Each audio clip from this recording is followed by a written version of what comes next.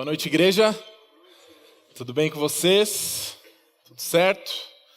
Nós seguimos, como já foi dito aqui pelo pastor Ricardo, a nossa série de mensagens, a Reforma e Nós. O que esse acontecimento, há 500 anos atrás, comemorados nessa terça-feira, tem a ver comigo e com você, 2017. Pelo mês de outubro, nós passamos por algumas afirmações que emanaram dessa reforma, dessa revolução, e resumem muito bem o que a reforma representa para mim e para você hoje. Nós passamos pelas 4 solas, hoje é a 5ª e a última, encerrando a nossa série de mensagens, a Reforma e Nós. Hoje pela manhã o pastor Alexandre já pregou sobre Soli Deo Glória, e hoje eu gostaria de encerrar ainda em Soli Deo Glória. A glória somente a Deus. Portanto, eu gostaria de te convidar nessa noite para abrir a sua Bíblia em Isaías, Antigo Testamento, profeta Isaías, no capítulo 43. Isaías 43.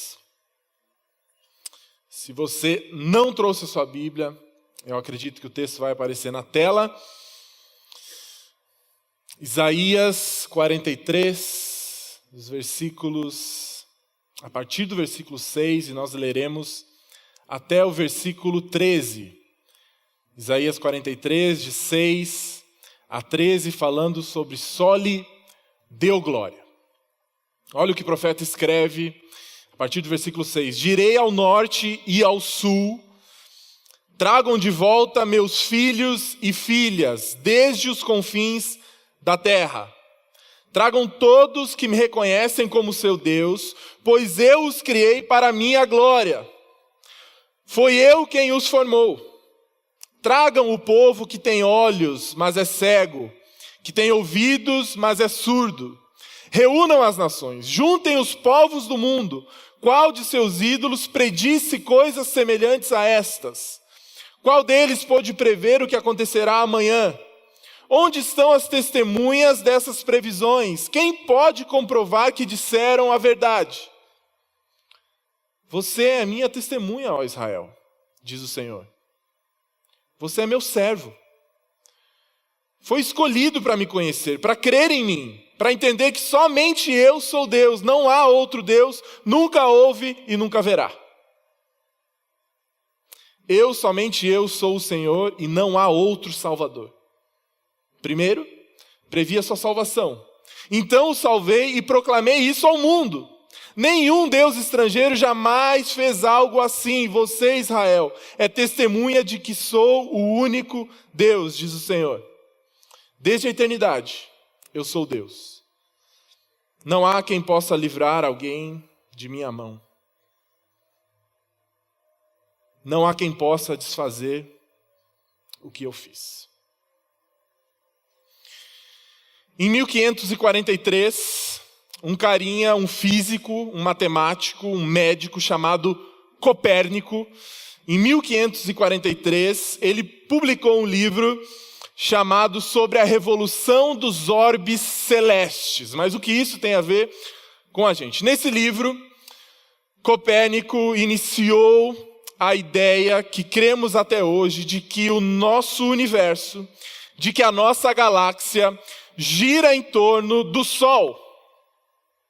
Até essa época se acreditava, até 1543, se acreditava que na verdade a Terra girava, tudo girava em torno da Terra. Estão comigo? Tudo girava em torno da Terra. O centro da galáxia era o nosso planeta, Terra. Mas em 1543, esse cara publicou nesse livro a teoria que aprendemos até hoje nas escolas, que é o heliocentrismo, de que, na verdade, a nossa galáxia não gira em torno de nós mesmos. A nossa galáxia não gira em torno do nosso planeta, mas sim em torno do Sol. O Sol é, na verdade, o centro da nossa galáxia. E todos os outros astros, tudo que existe, gira em torno do Sol. E nessa noite eu queria com vocês definir, desde o início, o centro da nossa existência. Em torno do que todos os eventos do passado, os eventos do presente, os eventos que no futuro acontecerão, giram. Eu acredito, pela leitura bíblica e pelo aquilo que eu aprendo da palavra de Deus, que você vai ver aí na tela que a glória de Deus, só lhe deu glória, que a glória de Deus é o centro e o fim de todas as coisas. A glória de Deus é o centro da nossa existência. E aí eu não estou falando da nossa existência física, como Copérnico estava falando, do Sol e dos astros, mas sim de tudo aquilo que existe. A glória de Deus é o centro e o fim de todas as coisas. Só lhe deu glória, toda a glória a Deus. Mas se eu e você formos honestos, a gente vai concordar que toda vez que a gente fala da glória de Deus, é uma coisa meio nebulosa, certo? A gente fala da glória de Deus, mas é uma coisa que é difícil de entender e de compreender. Portanto, eu gostaria de trazer uma definição que pertence a John Piper, teólogo e pastor lá nos Estados Unidos, que para mim, a partir de uma leitura bíblica, define muito bem o que é a glória de Deus. E a partir dessa afirmação, eu vou tentar com você nessa noite passar por alguns eventos da história bíblica e provar que a glória de Deus é o centro e o fim de todas as coisas. Tá bom? Então a definição do Piper é a seguinte, de John Piper. A glória de Deus é o esplendor externo da beleza intrínseca e grandeza da sua multiforme perfeição. Não ajudou muito, né? A glória de Deus é o esplendor externo da beleza intrínseca e grandeza da sua multiforme perfeição. Tentando resumir, tentando explicar, tentando colocar em português claro, a glória de Deus são quando os valores de Deus, os valores do ser de Deus, os atributos de Deus, sua misericórdia, sua santidade, sua justiça, o seu amor, a sua graça, quando esses atributos do ser de Deus, atributos intrínsecos de Deus, podem ser contemplados. Quando eu e você, através de eventos históricos, através dos nossos eventos, do nosso cotidiano, podemos contemplar atributos intrínsecos do ser de Deus, quando esses atributos estão em amostra, quando eles estão sendo mostrados, nós estamos contemplando a glória de Deus. É o esplendor externo da beleza intrínseca de Deus. Quando podemos contemplar os atributos de Deus de forma externa, estamos vendo a glória de Deus. Olha só o que o profeta, o mesmo Isaías, diz lá no capítulo 6, versículo 3. Diziam em alta voz uns aos outros: Santo, Santo, Santo é o Senhor dos exércitos. Toda a terra está cheia do quê? Da sua glória. Santo, Santo, Santo é o Senhor dos exércitos, toda a terra está cheia da sua glória. Quando um atributo do ser de Deus, que é a sua santidade, pode ser contemplado, e quando esse atributo enche toda a terra, isso significa, e aí o Isaías troca a palavra santo por glória. Quando as nações cantam santo, santo, santo, quando eles podem contemplar um valor do ser de Deus de forma externa, eles estão contemplando a glória de Deus. A glória de Deus é o esplendor externo da beleza intrínseca e grandeza da sua multiforme perfeição. A verdade é que Deus é inesgotavelmente maior, mais belo, mais poderoso do que qualquer outro ser existente. E quando esses valores podem ser contemplados, eu e você estamos vendo a glória de Deus. Muito bem, já que definimos a glória de Deus, eu ainda trouxe uma ilustração para tentar deixar um pouquinho mais claro. Em 1905, o maior diamante já visto foi encontrado na África do Sul. O maior diamante, ele se chama Cullinan. Nunca tinha ouvido falar sobre ele, descobri essa semana. Em 1905, na África do Sul, tem algumas imagens aí, ele pesava mais de 3.000 quilates. Essa é a pedra bruta, tá? Desse diamante. E a próxima imagem é como ele foi quebrado e dividido em outras pedras. Diamante Cullinan, o mais valioso da história, pesando mais de 3.000 quilates, é o mais caro do mundo, está hoje em posse da coroa britânica e ele é avaliado, pasmem, em mais de 2 bilhões de dólares. Diamante Cullinan. É o diamante mais brilhoso do universo, é uma pedra única. E a glória de Deus é como esse diamante. A pedra do diamante, ela tem várias facetas, certo? Várias faces. E se a gente imaginar que cada uma dessas faces é um dos atributos de Deus, a sua misericórdia, a sua santidade, a sua justiça, o seu amor, a sua graça. Imaginando que cada uma dessas faces representa um dos atributos, toda vez que colocamos os nossos olhos sobre uma pedra de diamante, quando o sol reincide sobre ela, o que vemos é aquele esplendor, aquele brilho. Então a glória de Deus é mais ou menos como esse diamante, aquele brilho que emana da pedra quando o sol, quando alguma luz bate sobre ele, é a glória dele. Porque quando um valor do ser de Deus é visto de forma externa, estamos vendo e contemplando a glória de Deus. Muito bem, agora vamos passar então para alguns eventos na história para tentar comprovar aquela minha afirmação lá no início de que a glória de Deus é o centro e o fim de todas as coisas, tá bom? Olha só, vamos começar do início, então, Gênesis 1, a partir do versículo 26, a glória de Deus na criação, olha só, Gênesis 1, 26, até o versículo 28, Moisés diz o seguinte, escreve o seguinte, então Deus disse, façamos o ser humano a nossa imagem, ele será semelhante a nós, dominará sobre os peixes do mar, sobre as aves do céu, sobre os animais domésticos, sobre todos os animais selvagens da terra e sobre os animais que rastejam pelo chão. Assim, Deus criou os seres humanos à sua própria imagem. A imagem de Deus os criou. Homem e mulher os criou. Então Deus os abençoou e disse, 2 ordens aqui, prestem atenção. Sejam férteis e multipliquem-se, encham e governem a terra, dominem sobre os peixes do mar, sobre as aves do céu e sobre todos os animais que rastejam pelo chão. Deus cria o ser humano, Deus cria Adão e Eva e dá 2 ordens a eles. Primeira é, multipliquem-se, encham a terra, espalhem mais seres como vocês, criados à minha imagem e semelhança, e povoem toda a terra. E a segunda ordem é, governem sobre essa terra criada, sobre os animais, sobre as plantações, governem sobre ela, dominem. E é interessante que, nessa época em que Moisés escreve Gênesis, era muito comum que os governantes da época, os reis, os faraós, os grandes dominadores das nações, para delimitar e para demarcar o território que eles possuíam, aonde iniciava e aonde terminava o seu território, eles construíam esculturas de si mesmos. Olha que interessante.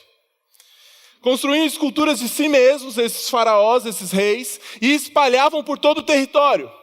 Então quem ia passeando, seja lá pela terra do Egito, ia andando lá pelo Egito, e de repente ele se deparava com a imagem do faraó, e ele sabia que aquele lugar pertencia ao faraó. E naquele momento o faraó era adorado e era reconhecido. E eu acredito que esses dominadores, esses governantes, tiraram essa ideia justamente do que Deus faz em Gênesis 1. Porque é exatamente isso que ele tem como intento. Criar seres conforme a sua imagem e semelhança, povoar toda a terra, que é onde ele domina, e assim espalhar e espelhar a sua glória. Porque basta prestarmos atenção um pouco em toda a criação, em mim e você, no nosso corpo humano, o funcionamento do corpo humano, que perceberemos alguns atributos de Deus. E quando percebemos atributos de Deus, estamos contemplando a glória de Deus. Atributos como criatividade, misericórdia, amor. Isso não é natural do ser humano, mas foi dado ao ser humano pelo próprio Deus. Atributos de Deus sendo contemplados, criação para a glória de Deus.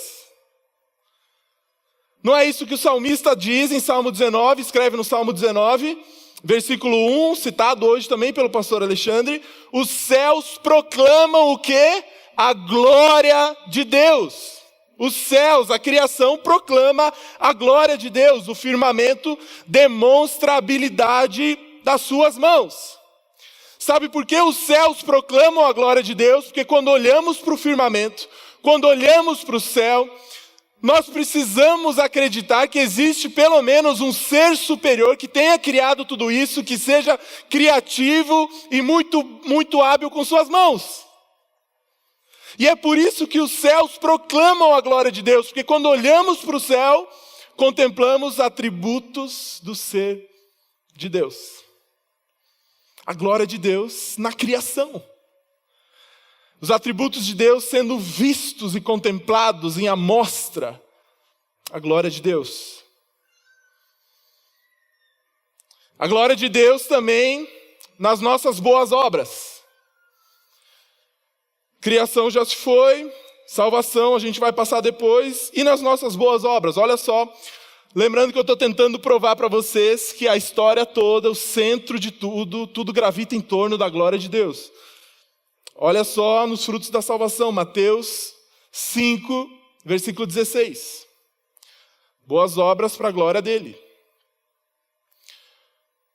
O apóstolo escreve o seguinte: da mesma forma, suas boas obras devem brilhar, para que todos as vejam e louvem seu Pai que está no céu.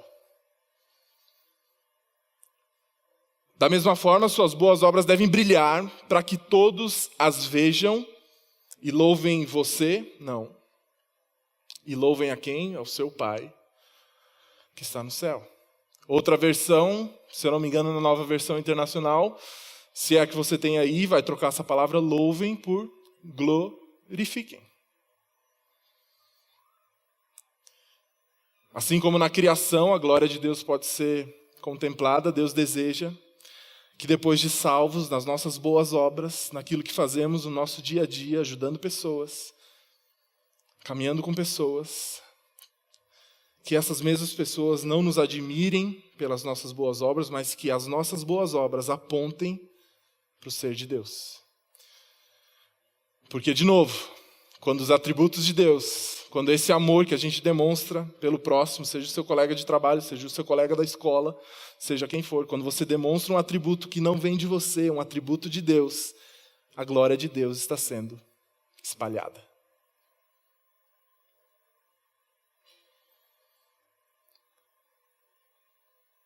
Próximo, a glória de Deus na existência do mal. Essa aqui é delicada. A glória de Deus na existência do mal. Olha só o que o apóstolo Paulo escreve em Romanos 11, de 28 a 32. A glória de Deus na existência do mal.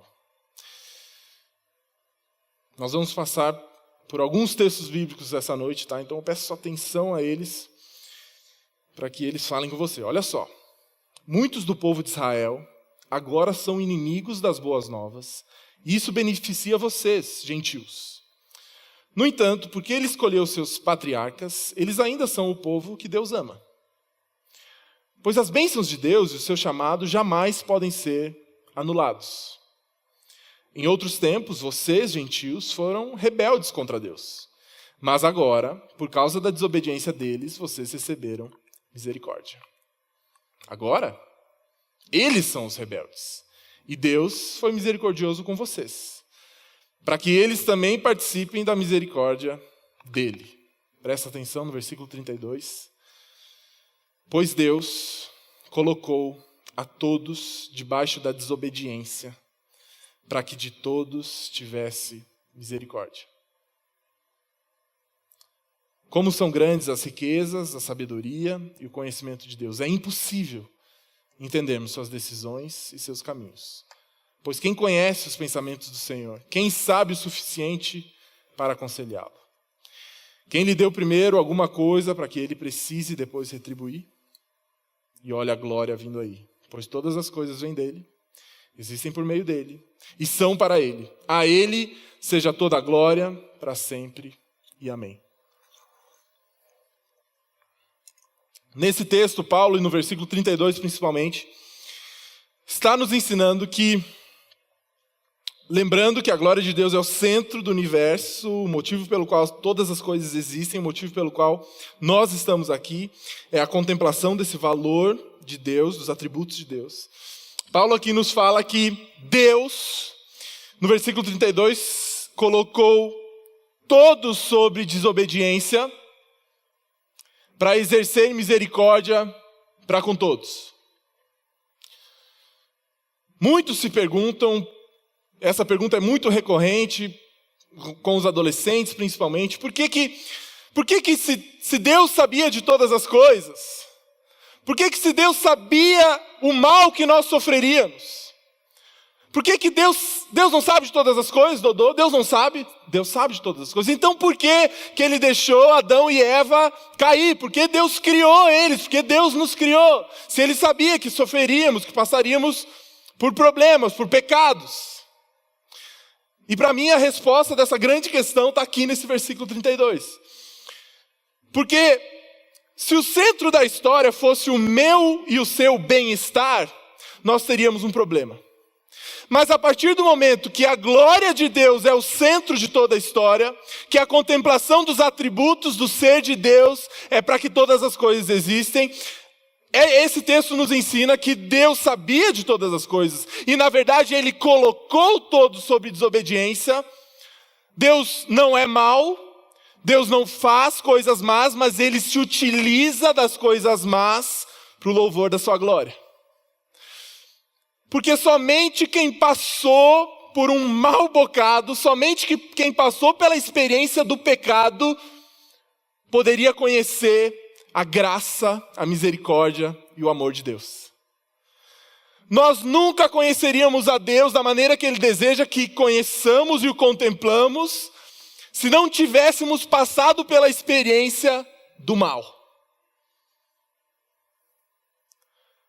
Se o nosso bem-estar é o centro de todas as coisas, então nós temos um problema. Mas se a glória de Deus é o centro de todas as coisas, se Deus tem orquestrado toda a história para que no fim dela o adoremos para todo sempre, então Deus se utiliza do mal para que a gente conheça a sua misericórdia, a sua graça, o seu amor. Nós nunca conheceríamos o sacrifício de Cristo se não fosse o mal.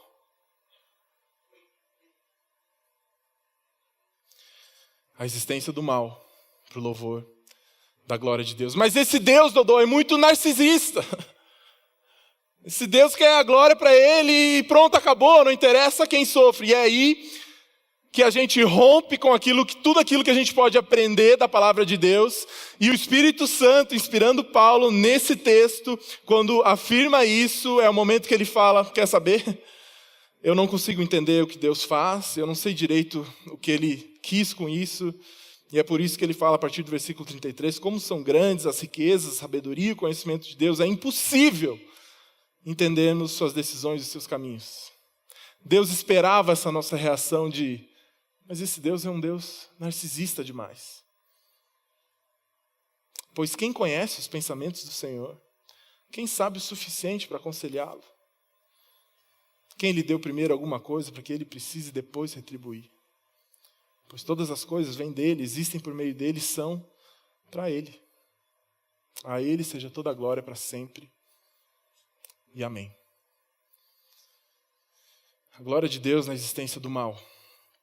Mas o nosso ponto principal, quando falamos de reforma, é a salvação. Só lhe deu glória.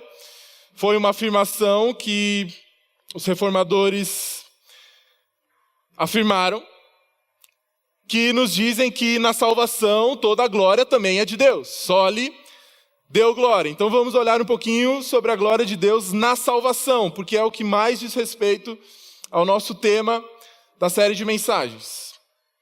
Efésios 1, a partir do versículo 10 até o versículo 14, falando da glória de Deus na salvação. E o plano é este: no devido tempo, ele reunirá sob a autoridade de Cristo tudo que existe nos céus e na terra. Além disso, em Cristo, nós nos tornamos herdeiros de Deus, pois ele nos predestinou conforme o seu plano e fez que tudo ocorra de acordo com a sua vontade.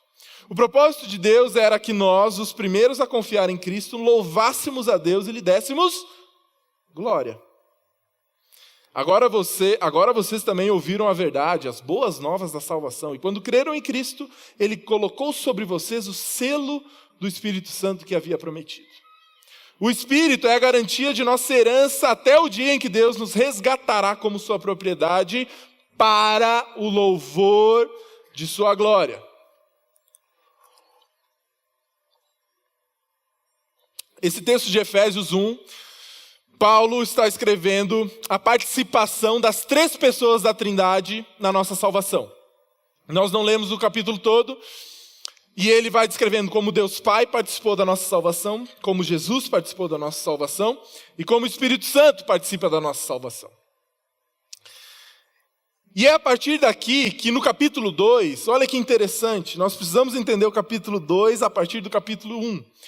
Porque no capítulo 2, versículo 8, 9 e 10, Paulo escreve o quê? Texto muito conhecido. Pois vocês são salvos pela graça, por meio da fé, para que ninguém o quê? Ninguém se glorie. Olha que interessante. A mesma palavra que ele cansou de usar no capítulo 1 de Efésios, que nós lemos 2 vezes, entre o 10 e o 14, ele vai usar no capítulo 2, falando que nós não podemos ser salvos pelas nossas boas obras para que ninguém se glorie. Olha que interessante, a glória de Deus na salvação. O fato é que na salvação, não é somente que nós somos tão ruins que nunca conseguiríamos nos salvar. Isso é uma verdade, mas não é toda a verdade. Porque o que Paulo está querendo dizer aqui, linkando Efésios 1 com Efésios 2, é que Deus não permitiria que nós nos salvássemos, porque Ele deseja receber toda a glória. Por isso que nós não participamos da nossa salvação. Por isso que Deus inicia, executa e finaliza o processo de salvação sem nossa participação, a não ser crer e confiar e descansar em Cristo Jesus. O resto é tudo com Ele. Porque se eu e você tivéssemos participação na nossa salvação, Deus não receberia toda a glória que Ele queria receber na salvação. Porque quando não participamos da nossa salvação, entendemos quão gracioso e quão misericordioso é Deus. E quando contemplamos os atributos do ser de Deus, estamos vendo a sua glória. Portanto, a glória de Deus na salvação. Deus não deixaria que nós nos salvássemos, Deus não deseja que nós nos salvássemos, porque Ele deseja receber toda a glória. Portanto, viver para a glória de Deus, ou fazer algo para a glória de Deus, isso é muito importante. Muito importante. Fazer algo para a glória de Deus, isso eu aprendi agora, preparando essa mensagem. Fazer algo para a glória de Deus não é simplesmente, depois de ter feito algo muito legal, em que você merece algum crédito, lá no seu trabalho, na sua escola, onde for que você estiver, quando você faz algo muito legal, alguém vem te elogiar, e aí você fala, a glória é de Deus. Fazer algo para a glória de Deus não significa somente dar crédito a quem crédito é devido. Fazer algo para a glória de Deus é quando, de alguma maneira, naquilo que estamos fazendo, estamos expondo para o mundo os valores de Deus. Fazer algo para a glória de Deus não significa simplesmente dar crédito a quem crédito é devido, mas sim, enquanto fazemos, estamos expondo para o mundo, expondo para os nossos colegas os valores invisíveis de Deus. Isso é viver e fazer para a glória de Deus.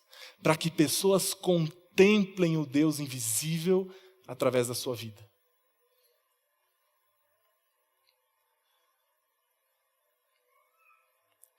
E esse era o grande problema na reforma. Por isso, Soli deu glória, voltando para a salvação. Porque naquela época, homens, a igreja estava participando da salvação. Você colocava uma moedinha e você libertava uma alma do purgatório. E isso tirava a glória de Deus, porque tinha participação humana.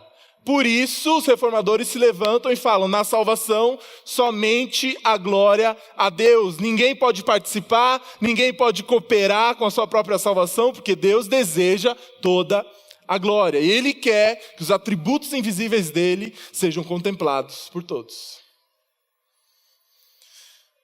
Muito bem, mas na prática, o que isso significa, então, para mim e para você? Encerrando. Na prática, o que isso significa? O que significa só lhe deu glória, viver para a glória de Deus. 1 Coríntios 10, 31, texto muito conhecido. Portanto, quer vocês comam, quer bebam, quer façam qualquer outra coisa, façam para a glória de Deus. Fazer tudo o que fazemos, para que, através daquilo que fazemos, pessoas contemplem o Deus que não pode ser visto.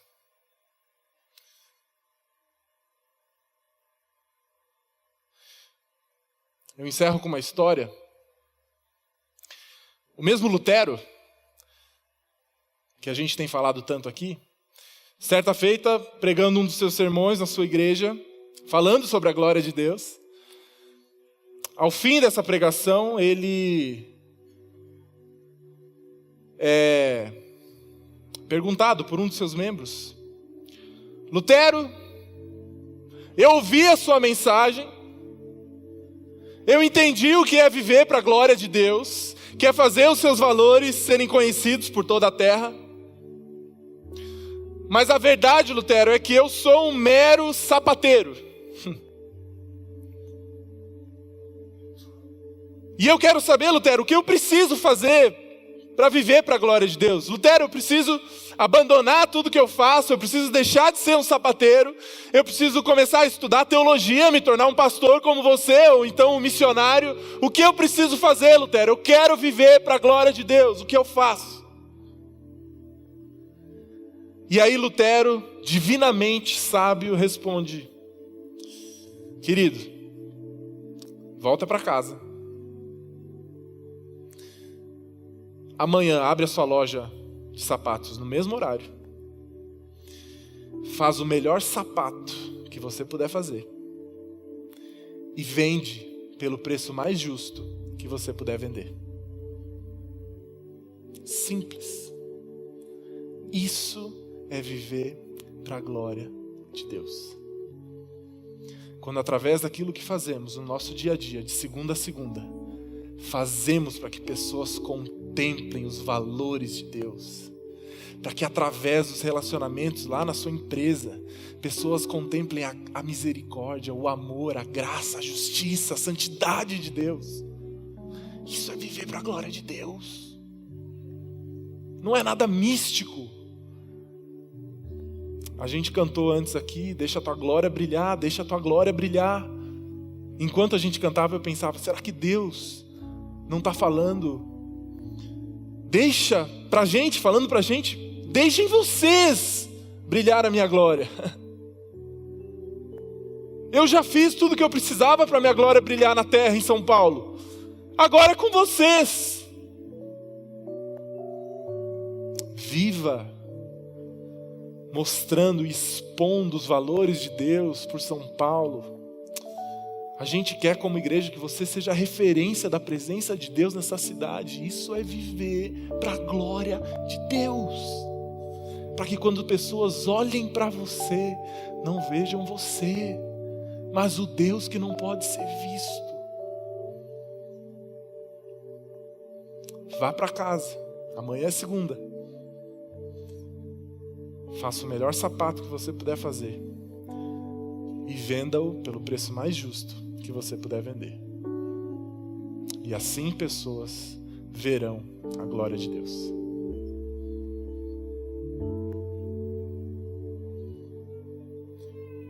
No capítulo 43 de Isaías, que a gente leu lá no início, Deus fala que nos criou para a sua própria glória. Tudo aquilo que é criado, tudo aquilo que é inventado, tem um propósito, certo?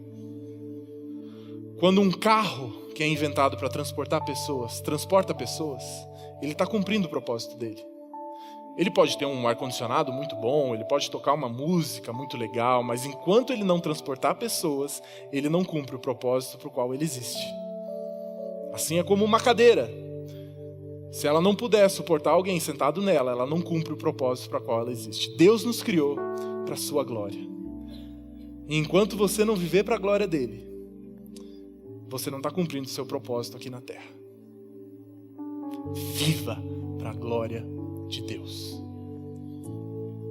Vamos orar e acabar o nosso momento. Senhor Jesus, a gente quer muito espalhar a tua glória nessa cidade, Deus. A gente quer que os teus valores invisíveis sejam contemplados por todos. Só assim pessoas conhecerão a ti, Deus.